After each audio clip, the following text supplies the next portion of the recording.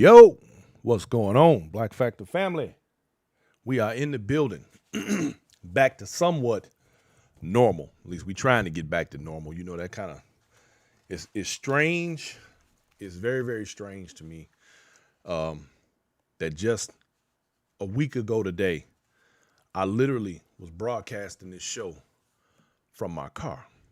I literally set up a studio in my car so that I could broadcast. I wasn't going to do it at first, but I decided at the last minute that I was going to go ahead and do the show. And 1 week ago, we were up to our knees in snow and cold, no electricity and no water. And today, I don't know if y'all can tell, I'm actually sweating a little bit in here. The studio is hot. I didn't bother to cut the AC on today. I probably should have because it was about 75, 76 degrees outside. And of course, the studio gets hot with all the equipment and all that kind of stuff. So anyway, we here, y'all. We in the building, and we going to get this thing cranked up, and we going to get it started. We're going to get this party started. Y'all going to love today's show. I got some history for you. Real interesting stuff, too, because I actually learned a few things today myself. Val Wells, I see you. Gloria Denise is in the building. Y'all hang tight.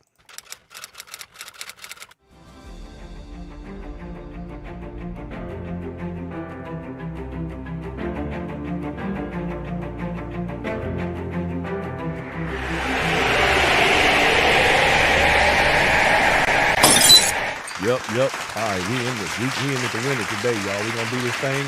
We're gonna kick it real hard. We're gonna talk about a real strange subject. I don't know. We're gonna see if y'all can handle this or not. Anyway, before we go to that, let me first start out by saying, let me apologize to my Oh So Smooth family out there that's listening to us by simulcast on the Oh So Smooth radio app. You can download that app, y'all, at the Apple iTunes and the Play Store, so that you can listen to the show virtually without having to actually tune in. Also Smooth family, look, y'all, we had a rough week last week, and I was out of town on Monday, and I did not do a broadcast, but we're back. We're back, and y'all, we gonna get it in today. I'm about to drop some history on you and some knowledge, and tell you some things that you probably didn't know. And interestingly enough, we're going to talk about, of all things, Sears and Roebuck. Very interesting story about Sears and Roebuck, some stuff that I wasn't even aware of. Now, don't forget, y'all, you can always check us out on Facebook, Twitch, Twitter, Periscope, Instagram, and YouTube. Don't forget to join, follow, subscribe, like, and share. Share the live, Facebook family. Subscribe, YouTube family, and so on and so forth. Listen. This is the Black Factor, y'all. We got the news you can use and a place where perspective is everything. So right quick, before we get this thing kicked off, let me just say today, February 24th of, what month is this? February 24th of 2021. Today is Floyd Money Mayweather's birthday. Money. He need to give me some of that money. Now, also, because there are not a lot of people, and this being Black History Month, we're still in it. I'm covering these birthdays and these events and that type of thing. Kareem Abdul-Jabbar in 1987 scored his 36,000th point today in the NBA, and he still holds that record. He has the all-time shooting record for the NBA, and it stands at 38,387. So all y'all that's still running around here talking about how Michael Jordan and Kobe is the GOATs and all that kind of stuff, y'all must forget it was some folks that came before them that operated under much tougher terms. So there you go. And let me also say right quick, we want to wish Tiger Woods a speedy recovery. My man had a head-on collision driving that old Hyundai Genesis. I guess this should be a commercial for Hyundai. Well, Genesis, that's their luxury brand, if that's even a thing for Hyundai. For safety. I mean, hell, he didn't die. He took a hell of a ride in that car, and he's pretty banged up, but he's still alive. Something to be said for the safety on a vehicle like that, right? Amelia Forbes, I see you. Thank you for checking in. And Kim Shelton is in the building. Y'all be checking on your boy. I appreciate you. My man John Sherrill in there. Anyway, here's the deal, y'all. I'm going to jump straight into this. We ain't going to get into too much politics. I'm trying to avoid politics for this month. We're going to talk about some more of that stuff in the following month. But dig this right here. So during this cold snap, y'all know it was rough around here. Everybody, people lost their electricity. People didn't have water. Some people still don't have electricity, I believe. But check this out, y'all. Here's something crazy. So my refrigerator went out in the midst of all of this. I lost my fridge, y'all. RIP to my fridge. Y'all say a prayer for my refrigerator because it is now dead. It ain't quite dead. It's on life support, but it's sure about to die. So the thing is this. I got to buy a new refrigerator. Anyway, it got me to thinking, because what happened was my very first thought about buying a new refrigerator was, let me go over to Sears. But damn it, Sears is just about non-existent now, if it even exists anymore. But I remember I have had multiple appliances from Sears that have lasted, a lifetime. My grandmother, and I tell you, it's funny how you get caught up in these traditional things, right? Well, I can remember when my grandmother would go, we used to go to Sears. Now, for my Chicago people, we used to go to the Sears right there on 79th Street, right before you get to South Chicago, Stony Island, that big intersection right there. Now, I used to go into Sears, and one of the funny things about that place, they had this little spot over by the back door. They used to sell peanuts and them gummy things. And my grandmother would buy a big bag of the peanuts with the gummies in it, and we just have a great time eating them nuts and, that type of thing on our way home. We live right down 79th Street. That's my stomping ground. That's where I came up at. So we would always go into Sears, and Sears was like a thing in our household. It was just like, that's just where you went. You needed anything, you went to Sears. And it never occurred to me, out of all of these years, why my grandmother stuck so close to the Sears brand. When I got married, my grandmother gave my wife and I a washer and dryer set from Sears, Kenmore, which is a Sears product. Didn't know that. Now, when she gave us this stuff, I'm thankful, of course, but you just didn't think about it. And then I can remember my own mother purchasing things from Sears throughout my lifetime, and they would always go over to Sears, and everybody in my family had a Sears credit card. But, I'm growing up. I ain't thinking nothing about that. I mean, it is what it is. But I just found out. Now I'm starting to grasp. I really got a grip now, I think, on why my family and other families like mine gravitated so much toward Sears. And it really tripped me out. But I'm getting ready to tell y'all. I'm going to share this information because that's what we do at the Black Factor. So what I found out was that this company did things in the black community that I just wasn't even aware of. Sears and Roebuck made it possible for black folks to have things that, if you ask some people that are of a lighter complexion, they would say we shouldn't have. Oh, yeah. And I'm going to get into that part of this story as I go down my list here. Sears was an entity that allowed black folks to do things that were unheard of, if you will. So check it out. In 1886, right? There was this guy, he was a Minnesota railway station agent. His name was Richard W. Sears. And he ended up buying a shipment of watches that some local jeweler refused to sign for. So he established a side hustle. They say side business, but it's a side hustle. And my man started selling these watches. And he would sell the watches to other train station agents. And train agents and conductors and people around the train industry are famous for having those pocket watches. That's a thing that they always, did. So he made money selling watches to the other conductors and train agents, right? So eventually he quit his job just a few months later because he established the R.W. Sears Watch Company in Minneapolis. They say in the first couple of months, he literally made $5,000. Now, you got to understand, in 1886, $5,000, that's like $50,000 now. So he racked up. right? So he moved his business to Chicago because he had, provide him a better opportunity, which was about a year after he got all his things, started off. So he put an ad in a newspaper, which attracted a watchmaker named Alva C. Roebuck. And so he brought him into the business. That was in 1893. So the partnership soon became Sears, Roebuck and Company. So today, of course, we all know Sears was a retail giant. Now, their roots go all the way back to the 19th century because they were actually, they developed a mail order business. So in other words, Sears was a mail order business before it was a retail chain, right? Now, their main customers were rural America, people out in the farms and different areas like that. And then, of course, it grew into one of this country's largest corporations. It became, a powerhouse. I mean, everybody knew Sears. Everybody knew what Sears was. Now, they had a 130-year history. That's how long they lasted.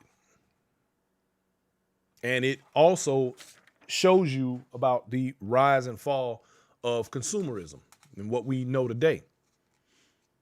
But the funny thing, this was the highlight for me with Sears was always the catalogs. I know y'all remember the catalogs.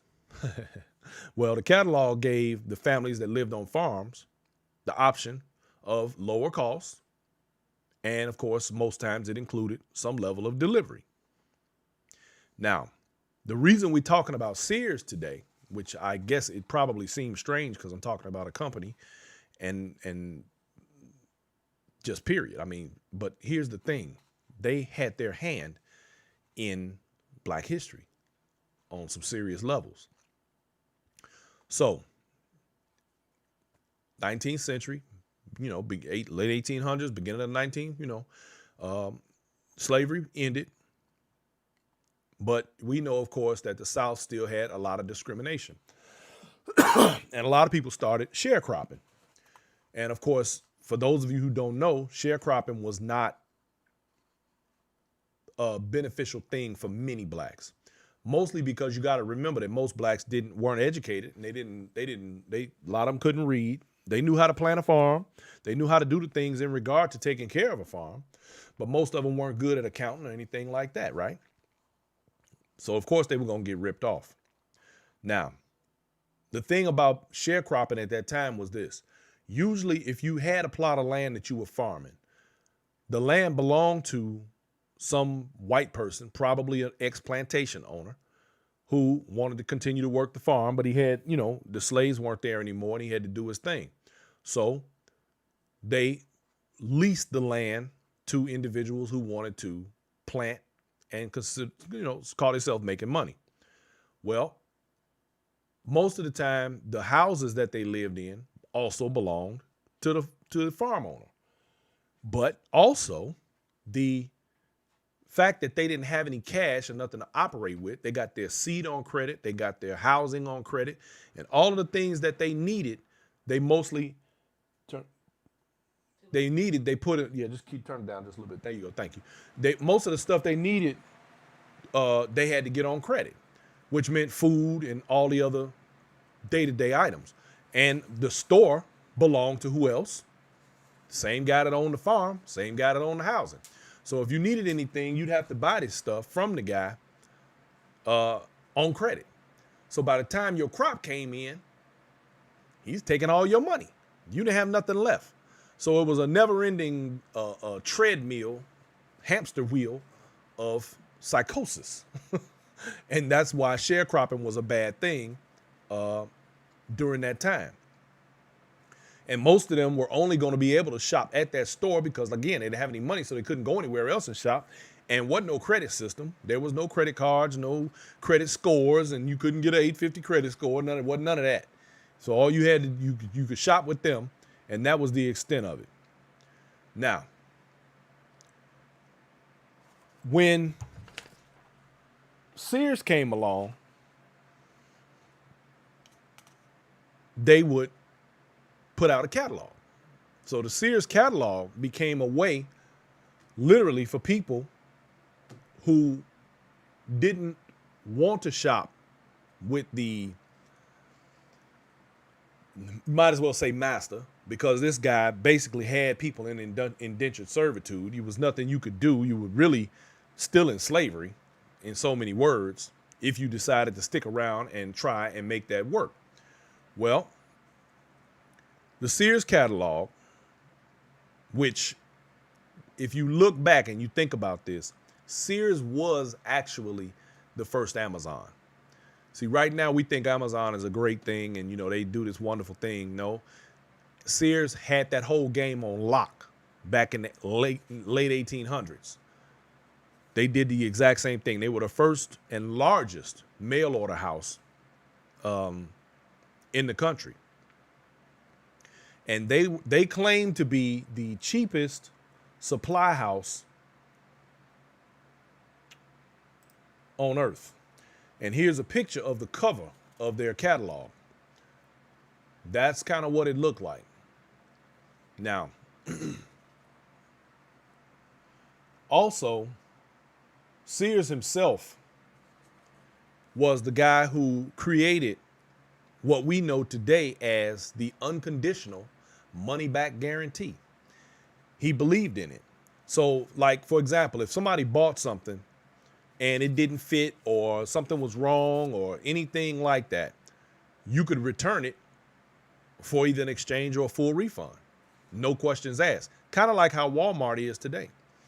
Walmart has a sort of a, unconditional money back guarantee. They don't sweat you. They just, worst case scenario, they give you a gift card and let you keep it moving. Now you got to remember that all of these stores that we're familiar with today, every last one of them is a spinoff.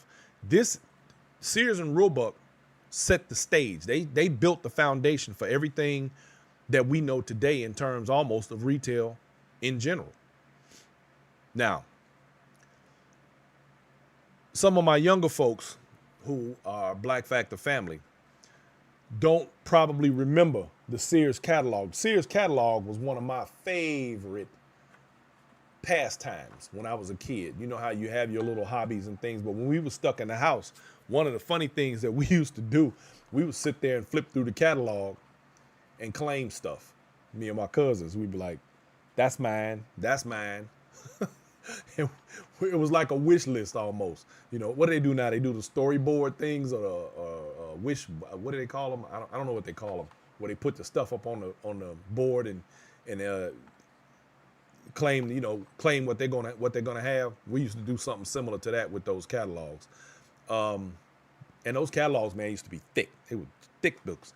But also, I guess when I was coming up around in the 70s, late 60s, early 70s, you had J.C. Penney, you had Montgomery Ward. Who remembers Montgomery Ward?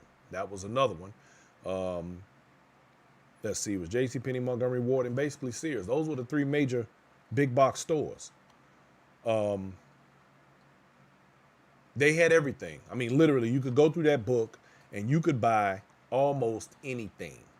My personal favorite, of course, was let me find it. Whoa. Wait a minute. I hate it when I can't find something. My personal favorite was the Wish Book. Yeah, buddy. That was the Christmas catalog. For us kids, that was like candy. You get to go through there and look at all of the toys that you wanted. Because Sears was the home of what? The big toy box. That was when you went into the store, they had all of the toys out, man. And they had the huge toy department. They used to crush Toys R Us. Toys R Us is a spinoff of Sears. We used to go in there, man, and lose our mind in the big toy box in the Sears stores. That was the thing. My parents, they would go shopping, and they would go to the departments where they wanted to go shopping. I'd be like, y'all can find me in the toy department. I'm gonna be over here, and that's where I would go. I would go hang out in the toy department because that's how we got out back then. But they had everything there, literally. Everything, clothes, tools, and it kind of reminds you, if you look at a Walmart is like a cheap version of what Sears was back in the day. And the thing is, they literally had every damn thing. a few of the, let me see, couple of catalog pages. These was some of the early catalog pages right here. Let me see. And that, I believe, is women's undergarments, bustles and things like that, which, of course, nobody wears anymore. Now, what really tripped me out, and I was laughing about, well, this is not the one that really tripped me out. This is just one of the things that came up. But you could literally get yourself you can get yourself a pistol for about $3-4, and you were set on that tip right there. They had rifles, they had, you name it, it was in the catalog. But something I found out today that I had no clue about. Check this out. You could buy a home through Sears. You could get, it was basically a I don't want to call it prefabricated because it wasn't prefabbed. It was, you could buy, they would send 2 train cars with everything that you needed inside of it to build a house. You could do it yourself, and it came with detailed instructions. You could either do it yourself or you could have someone else come in and do it for you. But I never knew this about Sears, and it just really tripped me out. So as it turns out, these housing kits were actually not that expensive. And between 1908 and 1940, Sears sold 70 to 75,000 prefabbed homes. The prefab kit homes. That's a lot of them. That's a lot of houses. But it just kind of starts to give you a little bit of perspective about how serious this company was. Now, mass-produced materials lowered manufacturing costs. Consumers could purchase a small bungalow for as little as $450. Sears modern homes typically arrive with a detailed instruction manual and 2 boxcars worth of building materials. Thousands of Sears homes still stand across America today. And for decades, I mean, most people waited for their Sears catalog to come in the mail. I know I did. I ain't gonna lie. As a kid, I was excited when the Sears catalog hit the front door. I ain't gonna lie. That was whatever weirdness that was. That's just what it was. And these books were thick, man. They were real fat. Derek D. Allen says, good information, Brian. Derek, I want you to stay tuned because the information is about to get even better. Just hold tight because I'm just leading you into it. That's why you got to follow these shows because I'm giving you the front end. I'm going to give you the back end here in a minute because it gets way, way deeper than this. Because I just never put Sears in the category of being what they became, what they ended up being. So the Sears and Roebuck mail order business, quickly took off. And Sears catalog contained more than 500 pages of merchandise. In the late 1890s, they had 500 pages of merchandise. And I'm going to tell you something else, y'all. They even sold cocaine. Now, I guess it was prior to it becoming illegal, but Sears and Roebuck actually sold dope. Imagine that. They sold cocaine. Now, that's insane, but that's what it is. But it also goes to show you right now, nothing in this game is really new, right? Sears being the first Amazon, if you will. The only difference, I guess, between then and now is that because of our ability and our technology, we get stuff like way quicker. You put an order in on Amazon today, you literally can have it by tomorrow if you got Prime, of course. But, you pick up the cell phone or computer. Back then, I think they had to mail. That's why they called it mail order. You had to mail stuff. Most people didn't even have a phone back then, right? All of these other stores, the Walmarts, the Targets, the JCPenney's, the Montgomery Wards, these are all spinoffs of what we call big box stores and what Sears became. Now, here's the deal, y'all. Sears made it possible. They made it possible for black people to actually begin to establish credit. See, now this is where I'm going to get into this, where I'm going to start getting into it. And this is why like I said, it never occurred to me why my family stuck so close to Sears. And my grandmother just passed 3 years ago, 2 years ago, and she was 95. So that lets you know she go way back to when Sears was, in their heyday. And even before her, my great grandmother, who I remember very well, spent a lot of time with, also was a Sears advocate. So Sears would let the customers buy on credit. They're one of the first companies to establish credit lines along those type of in those ways so that people could actually shop. But it gave black people an option so that they weren't limited to the stuff that was within the general store that they had to shop with, because the only way they were going to buy anything was through the credit of the sharecropper, the guy who owned the property and who was doing whatever they were doing. That was the only way. So this gave them an opportunity to buy other stuff. It also gave them the opportunity to be not have to go in stores and be waited on second, get secondhand products, not be able to get the things that they wanted. So now they had the chance here to buy clothes that white folks bought, that they weren't allowed to buy at the general store. They could buy the same food as white folks, and they didn't have to pay the ridiculously high price that they were being charged, because we know for a fact that they were being price gouged to go along with it, because that was all part of the whole Jim Crow thing. The secondhand this, the black this, and the white that. All them stores were overpriced, and the selections were bad, plain and simple. The catalog provided them with lots of options. Now, I'm going to tell y'all right quick. I knew a guy when I lived in Tennessee, and this blew me away. This was not too long after I had, Dennis McCullum said, be charged the nominal price. Yeah, they call that the black tax, Dennis.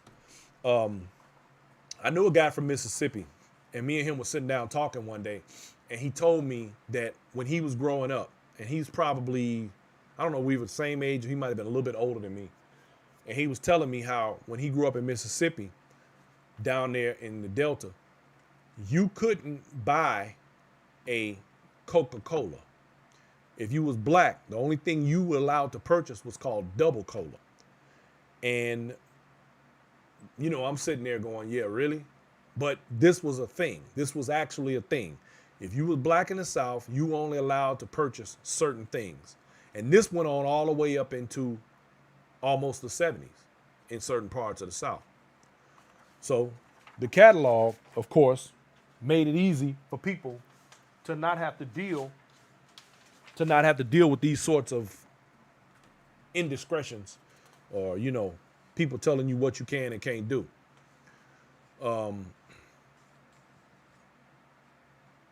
Ultimately, I think what I have to say about this is that Sears, as it turns out, was a champion of fighting white supremacy.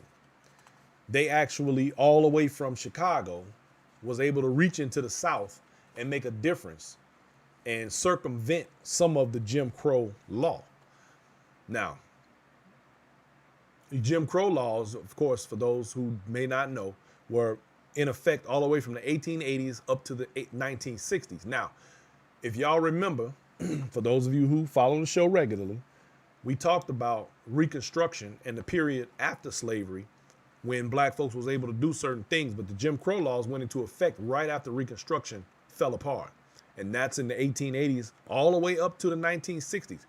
We talking about damn near 100 years. So that's 80 years of more garbage that black folks had to deal with. And we still dealing with it. Anyway, it was a law that they meant that they, had to enforce these things. They had to keep black folks separated from white folks. All of the institutions, businesses, you couldn't mingle with white people, period. That's just the way things work. So, of course, you couldn't have what they had. Now, do y'all remember any of those movies where you see a movie and then, like, for example, we see the movies with the depictions of Tulsa, Oklahoma, or Rosewood, or some of those other, and you'll watch some other movies as time moves forward into the 30s and 40s, and you'll see. Matter of fact, I can remember in Harlem Nights, when the cop walked up in Sugar Ray's house and he was mad talking about, Sugar Ray, you talking about he had a piano. He was like, I don't have a piano. I can't afford a piano. And he was upset about that. Well, these were the type of things that allowed black folks to have stuff that they weren't going to be able to get any other way. Not because they couldn't afford it or they hadn't worked for it, but because it just wasn't proper for black people to have things that white people couldn't have. A lot of them are still upset to this day about stuff that they don't have that black people do. And they feel because of the color of their skin that they're entitled automatically to have what you have, even if they haven't worked for it. But they'll always put it on us that we somehow are not we don't work. None of us ever have jobs. Anytime white folks get mad, y'all ever see them they get on Facebook and social media and get mad, and as soon as they can't stand what you saying, the first thing out of their mouth is get a job. Get a job. Really? Really? It's 2021, bro. You got to do better than that. Anyway, don't get confused about this, y'all. Sears was not a person who gave a lot of damn about desegregation, if you will. He cared more about the money. This was a money thing. It wasn't about social justice for him. It was about that paper, so, which I don't blame him. But once he figured out blacks were using his catalog to avoid discrimination and injustice from whites, he took further steps to make sure that they could continue to shop the catalog. So he set up systems that gave black patrons the option to go directly to the postal carrier, completely bypassing the country store, which in some cases was also the post office, all in one. By the time white folks caught on, store owners would organize bonfires and burn the catalogs to avoid losing their black customers. Soon, and here's the funny thing, pretty soon, rumors started that Sears and Roebuck was a black company, so they could try to convince white people not to shop at Sears. So they just said, hey, that's kind of like how Trump's people, all of a sudden that they got caught out there. Now all of a sudden it's Antifa that went and attacked the Capitol. They like to try and change things around when they can't have their way. So that's not a new concept. You witnessing it right now. Now, what happened was Sears and Roebuck then took pictures to prove that they were white. But, hold on. It turns out that Alva Roebuck supposedly, now nobody's been able to confirm nor deny that Alva Roebuck was black. Supposedly the child of black English parents. Now, you got to remember that this was a time where a lot of migration took place. A lot of people came from a lot of other countries. His English parents lived in Lafayette, Indiana. Now, we don't know, or I don't know, any more history beyond that. I've looked, I've dug, I can't find anything past that. I can't even find anything that would give a picture or an idea of what his parents looked like. I find that a bit curious for many reasons, but it just got me to thinking that is this some buried story that nobody wants to deal with, of course, if people knew, I think that if Roebuck was black, they probably would not have been shopping with the store on that level. But the thing is this, at that time, because of the Jim Crow laws and everything else that went on, there were and have been many, many stories of people who were doing what they call passing, where you had black people, and they had that one drop of black blood thing going on. If you had one drop of black blood, you was considered black, and by society, by white society. And so the question becomes, was he black and passing, or was he actually white? It still remains a mystery, a question. A lot of black folks got overlooked, ignored, or erased from the history books for obvious reasons, for that same thing. They had the wrong complexion for the connection. And some of them were what they referred to as mulatto. And he could easily have been one of those. We don't know. I don't know. I'm at a loss. I ain't gonna lie. So they took those pictures to make it, hey, look, we're white. And, a picture's worth 1,000 words, regardless of lineage, heritage, or whatever. And that kind of shut that down for a little while. And more than likely, he stayed that way. It's kind of, when you think about Jim Crow, you think about people not being able to vote and, that kind of everyday second-class citizen thing. But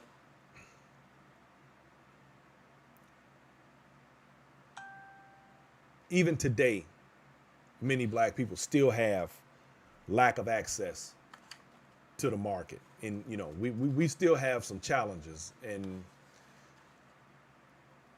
on the one hand, on the other hand, I sometimes have to remember that the black dollar, and I think that's just one of those things that gets downplayed because we've talked about it on this show before. And the fact is that the black dollar goes an awfully long way. We're worth billions of dollars a year. We are some of the highest consumers in the entire country. We have yet to harness our buying power on any kind of a level that is effective. Boy, I wish that would happen. Anyway, so finally they decided to open up the plant. They started construction of the headquarters in 1905 on Chicago's west side, of all places. Big old building, too. Yeah. Anyway, they consolidated the company's functions to help raise the necessary capital. Sears went public in 1906, so they went right on the stock market. Boom. Get that money. Now, Wall Street,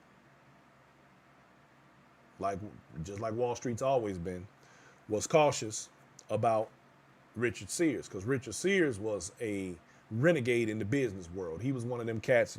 He gonna get that paper, and he didn't mind taking chances. But the people, you got investors. They ain't going like that. You're not a private company anymore. So now they really have to think twice about this guy, right? So Wall Street and the company itself kind of put the screws to him a little bit. So he ended up resigning as president in 1908. So, and of course, with him in the position that he was in, it was kind of obstructing what they thought it was obstructing the progress of the company. So he was made a chairman, but he never really wanted to do that job anyway. So he retired in 1913. And he never did preside over any board meetings or any of that. Now, here's the messed up part. He died a year later at the age of 50. Now, toward the end of his life, he summarized his career as a merchant. And he always said honesty is the best policy. And he says he knows because he's tried it both ways. Now, 1915 into the late 1920s, the man, and this is where it gets real interesting. This man, Julius Rosenwald, he became president of the company. Now, this is the stuff that I didn't know. I had no idea about this. Now, he ran the company with so much skill and success, he became one of the richest men in the world. In other words, he was the Bill Gates of the time because of Sears, or should I say the Waltons because of Walmart, that sort of thing. Or the, what's my man's name that owns Amazon? This was this guy in the early 1900s, Julius Rosenwald. So sales went up 6 times, sixfold. And between 1908 and 1920, the sales had all gone up. In 1911 is when Sears began to offer credit to the customers. And this was when banks wouldn't even consider loaning money to anybody to buy stuff, like they do today. Well, not us, because we know how that goes. The banks, we don't even want to get into that. The banks still don't lend money to certain folks. Not really, not like that. Anyway, During this time, the company grew to where its network of suppliers combined its own financing and distribution operations. It constituted a full-fledged economic system within itself. Amazon. Rosenwald's personal fortune allowed him to become a noted philanthropist. He gave away $63 million over the course of his life. Now, I need y'all to understand, $63 million today is, we talking billionaire. We talking about a cat that had money longer than train smoke that he gave away. Now, here's the crazy part. Much of it to Jewish causes and to improve the education of Southern blacks. As a result of the latter, he became a trustee of the Tuskegee Institute and a good friend and admirer of Booker T. Washington. Julius Rosenwald, he funds schools that were built across the South beginning in 1912 with money donated from businessmen and philanthropists. Julius Rosenwald. He built schools across the South to educate black folks. That's where a lot of that money went. Now, although the first schoolhouses were completed in 1912, the Rosenwald Fund was officially established in 1917 and was used primarily to fund projects to enhance education for blacks, particularly in the South. Black communities raised millions of dollars in 2 decades that the schools were built. By 1928, one in every 5 black schools in the South had been constructed using the aid from the Rosenwald Fund, and by 1932, Rosenwald Fund schools accommodated a third of the Southern black school population across 15 states. When the program ceased in 1932, over 5,300 schools, homes, shops had been constructed. Dude built the South down there by itself. North Carolina had the largest number of Rosenwald-funded schools, with a total of 787. The Rosenwald Fund donated a number of other projects, including the work of the National Urban League and the National Association for the Advancement of Colored People, NAACP, y'all. Dennis McCullum asked, were they HBCUs? Yes, he donated an awful lot of money to HBCUs, but you got to remember that most of the HBCUs were already in place prior to his funding. And in fact, he did donate lots of money to those schools. That is, yes. Some Rosenwald-funded schools still stand across the South today and remain in use as community centers and registered historic sites. Louis Hyman, an economic historian and assistant professor at Cornell University, says, this is what racial segregation brought about. You see that today. Where are the food deserts? In the cities. Why don't black people have access to the same kinds of stores that white subordinates do? Suburbanites do. Subordinates, see how I feel about that. And a lot of experience of black people is an experience of monopoly. Not being able to get to a bank, having to rely on check cashing places, not being able to get to that slightly better paying job because they're isolated in terms of transportation or neighborhood. See, these are still things that we deal with on a day-to-day because of the things that took place over the last 120 years or more. Yes, of course, and more, but since freedom, if you will.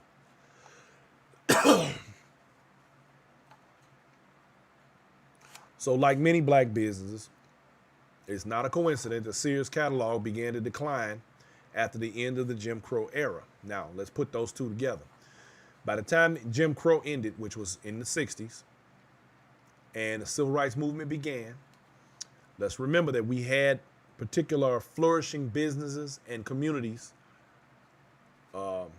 among our black Americans that all went into decline around the same time, including that of Sears. Why? Because with access, we began to venture out into other areas. It was no longer necessary so much to shop with the Sears through catalog and so on, because you didn't have to be bothered so much with dealing with people trying to rip you off, or dealing with people not wanting you to shop in their stores, or making you use the back door and that type of thing. You didn't have to be bothered with that stuff no more. So all of it went into decline. You didn't have to worry about shopping online. Now we shop online out of convenience. It has nothing more to do with whether or not we want to go to a store, because we don't really care. It's more now. Well, then it was more about having access to things that weren't readily available in your community. So in the late 60s, of course, then you had the beginnings of the Walmarts and the Kohl's and the Kmarts and Targets. And they were, none of them could really get their foot in the game because of Sears. But times changed.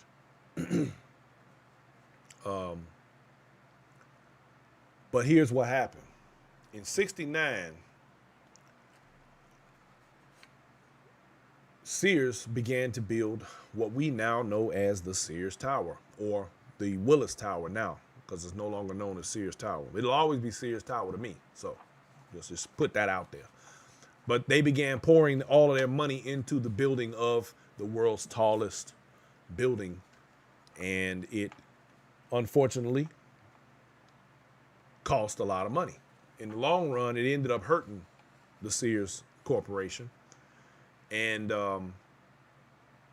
they did some other things that weren't necessarily a good idea. They bought a brokerage firm, which it's been said they had no business doing. They developed also, let's not forget, and they bought a real estate company too. But let's not also forget that they are the ones who created the Discover card. I remember when that thing came out. Yep. And my grandmother, who was a lifelong Sears credit card holder, she got one immediately. Most folks, still had a hard time getting credit. You could get a Discover card. Discover was an easy credit card to get for those who had trouble getting that kind of stuff. See, I think a lot of people have forgotten. I think we've gotten so comfortable in the way things are now. But a lot of people don't even remember how difficult it was for black folks to get a credit card. And then when you did, you damn near needed an act of Congress to use it. If you wanted to write a check, you had to produce 2 forms of ID, which you really didn't have to unless you were in certain neighborhoods or you were black. All these little things that we overlook now that literally kept folks in a certain place. Basically, they seemingly stopped evolving. Literally 123 years ago, they were the place to be. They were the place to shop. That was just what it was. And their tagline used to be the place where America shops. That was part of one of their ad campaigns, actually. So in 1991, Walmart actually became a stronger retailer than Sears. And all throughout the 90s, Sears faced increasing competition from numerous big box stores that offered lower prices than even Sears. And we know Walmart does it, and they do it, and they'll cut your head off if you want to buy something from them. If you want to sell to them, you better lower your prices, because they're not gonna pay as much as you want wholesale for their stuff to put in their store. In 2017 alone, and this was the original Sears building built on the west side right here, y'all. But and let me see this. Of course, y'all all know what that is. That's the Sears Tower. And in 2017, they literally began closing stores. And they closed, in 2017, they closed more than 350 Sears and Kmart stores, because Kmart ended up buying Sears. And then an additional 80 in 2018. They ended up selling off Craftsman to Stanley. They had the Craftsman tool brand. I got a lot of Craftsman tools. I love my Craftsman tools. Just so y'all know, that was good tools. And they had the lifetime guarantee with those tools too, which, they still do. But that was one of the things that always sold me on Craftsman tools, because I always knew if I broke a wrench or something got broke, I could always take it back and get another one. I'm a little disappointed that I can't go into Sears and do that anymore. And so Stanley and Black & Decker bought them in 2017. Then they made a deal to sell Kenmore appliances through an online retailer. Guess who? Amazon. So Amazon bought Kenmore out of Sears. Analysts ranked Sears as the most likely retailers to file bankruptcy in 2018. And they eventually now have pretty much all but failed. I don't know if there's any even around anymore, but they did create Kenmore Appliances, Craftsman Tools, the Discover Card, and one more that I did not know about, Allstate Insurance. Did y'all know that Sears created Allstate Insurance? I didn't know that. Well, my point is here. I had no idea that Sears had such a history rooted so deeply in the Black community. I'm happy to know this information sort of fills in some blanks for me. And it also gives me an occasion to think about some of the things that I just didn't realize when I was coming up. When I thought about the way my grandparents gravitated so heavily towards Sears, I can easily see why Black people who had to deal with the Jim Crow South, who had to deal with the injustices and all of the demeaning behaviors that other folks would put on them, that they would gravitate toward a company like Sears that has always had their back as long as they've been in existence, that has always provided good products at fair prices and accessibility. They made things accessible to Black folks. These are things we take for granted now. And we often forget that without our grandparents and those who made those sacrifices, we wouldn't be able to sit back and say the things that we do and make and thumb our nose and make the snide remarks that our children do toward the things that are going on today. These were the pioneers. These were the people who laid the groundwork for us to be able to walk further. They laid the bricks. So now I think back, and I can only take my hat off to my grandmother and my great-grandmother and my family for supporting a company that supported us.